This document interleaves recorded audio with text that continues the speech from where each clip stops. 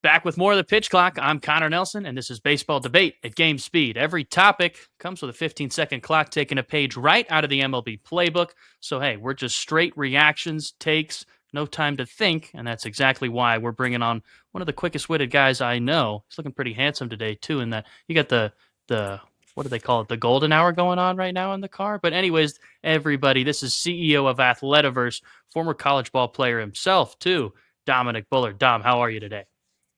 Brother, I am so blessed to be back again for this shindig to say the least. It's a beautiful gray day actually out here Oh, in San shit. Diego.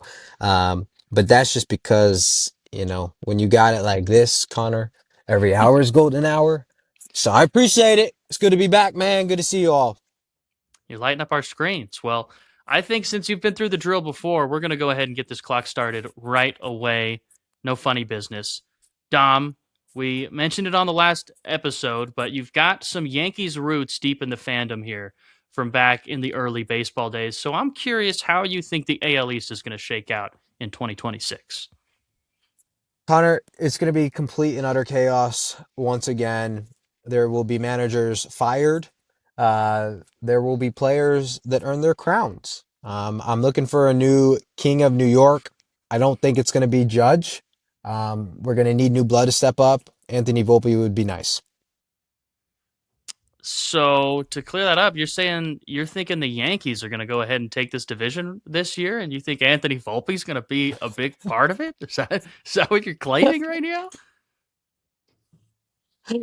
That's exactly what I'm claiming, man. That's exactly what I'm claiming. That man, I hope he's hit his 100,000 balls this offseason.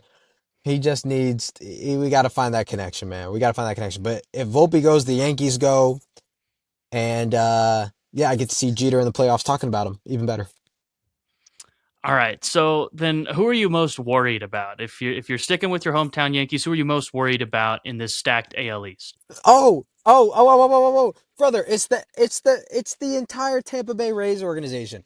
Those guys have nothing to lose, absolutely nothing to lose. Rob DeSantis, the governor of Florida, he has now vocalized his support of the team, which means they got even less stuff to lose. They're dangerous. Hey, I've been saying on the show to every guest I can that we bring up the AL East to that nobody in the AL wants to see the Rays go ahead and Ray again in 2026, man. I've looked at the lineup. We don't have to bring up the details. Their lineup is stacked. Everybody knows you don't have to doubt what they're throwing out there on the mound every game. Could be a new guy every inning, dude. It doesn't matter. They're going to figure it out. So, yeah, this team is scary. I like the moves they've made. And with Junior Camaro's rise, this team could be really scary. So I like where you're hitting with that. And we're going to flip it over to your other team now. You're kind of our boots on the ground in San Diego because our other guy out in San Diego, whom I know you know, he's his favors fly a little bit north of the border. So, straight up question: do you think the Padres make the postseason this year? What kind of question is that? The amount of ignorance needed to ask me that question is ridiculous. Do you know who our manager is this year, Connor? That man is a sophisticated MLB veteran. He's absolutely the last person anyone would choose to be a manager, which works great in San Diego because this is a weird city and it's America's finest dream coming true on the diamond. I like it.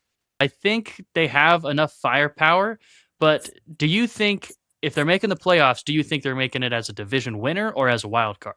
They're making it as a division winner. You have to stop questioning people that have nothing to lose. The problem is if we can get Tatis and Machado to get a little bit out of their shells and get them to the place where they're playing team baseball, we're going to be all right. But honestly, at the end of the day, they can do their thing. We're still going to make it. I like it. Who's going to be the MVP of their run? You just mentioned some of their biggest names. Is there going to be any kind of dark horses in this run, or is it just going to be Fernando Tatis maybe returning to that 40 home run form pre steroids? Absolutely not. It's going to be Jackson Merrill. That guy, what he can do in Pacific Beach, Connor, after a game is second to no human being on planet Earth. And I feel like he is going to reside on the diamond in the same manner in which he partakes off the field and at SDFC games. Yeah, it says a lot about a guy who can jump up 21 years old, guy can barely sip a beer, and he's flipping positions in the big leagues, playing it to the best of anybody getting paid at that position. So I like that call out a lot.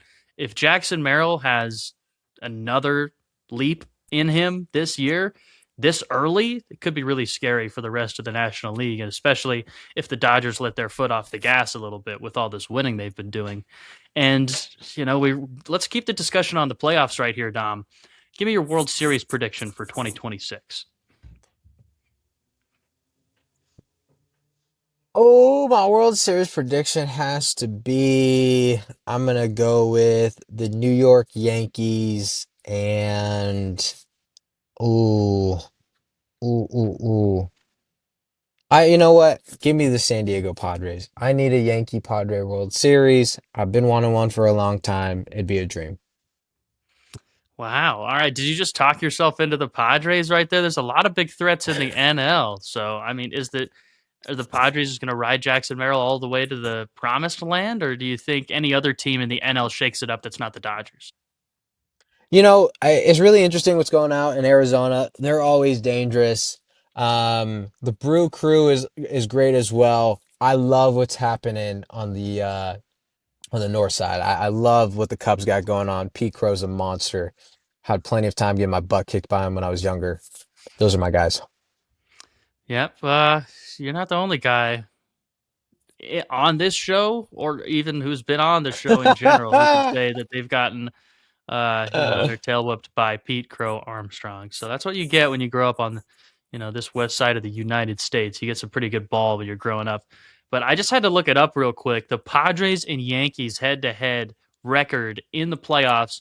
Yankees have taken all 4 games that they've met up in. So that would be a cool kind of revenge moment for them. Obviously, there's nobody on those teams that was in that series way back when. But I would like that matchup. I think the major leagues would like that matchup, a switch up from the Dodgers, even though I can't say that it would be my first choice, but would be cool for the game. A lot of big stars in that matchup. So, hey, it'd be fun. Are you willing to throw out a winner right now? I'm willing to throw out the Padres. The legend of Tony Gwynn is alive and well in this city. It's hard to win here, especially if the Padre offense shows up. That is true. And I can say firsthand, when that building gets rocking out there in Petco, it's tough to be an opposing fan. So I can't imagine what it's like being an opposing player in that building trying to focus on your craft. So, You know a thing or two, Connor, about trying to be a heckler in Petco Park. Hopefully, you can roll some tape of this. We got some fine work here by Connor back in the day. yeah, well, maybe I'll throw a snippet up there, but I have made that clip pretty hard to find. It's out there in a few places, and there's definitely plenty of places that aren't owned by me. But hey, it'll live forever for sure. So if you're looking for more pitch clock content, as always, you can check out YouTube, TikTok, Instagram. We're all over the place. Thank you again to Dom for joining us yet again. We're going to have coverage throughout the entire Major League season, so I'm sure this will not be the last we see of that beautiful face. But for today, that is going to be all for the pitch clock. Signing off. We'll see you next time.